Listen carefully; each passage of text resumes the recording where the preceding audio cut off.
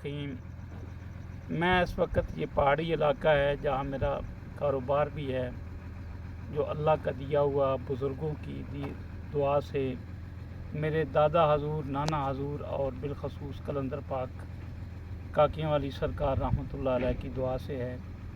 मेरे साथ ये मज़दूर तबका बैठा है। पैगाम आपके लिए ये है, ये आपका किस इलाके से तल्लक है? ज़िला कौन सा है? ज़िला करक। ज़िला करक। आप? ज़िला चकवाल। ज़िला चकवाल। आप?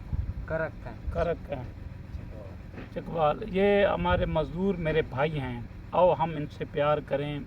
ये मज़दूर वो ताकत है जो मालिक को, किसी भी शोबे का मालिक हो, फैक्ट्री का हो, पहाड़ों का मालिक हो,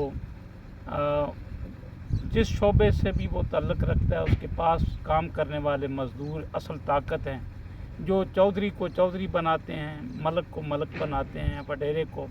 ये ख़ुद अंदर पहाड़ों के अंदर इस शिद्दत की गर्मी के अंदर 800 फुट अंदर जाके ये काम करते हैं और मालिक को रोटी कमा के देते हैं।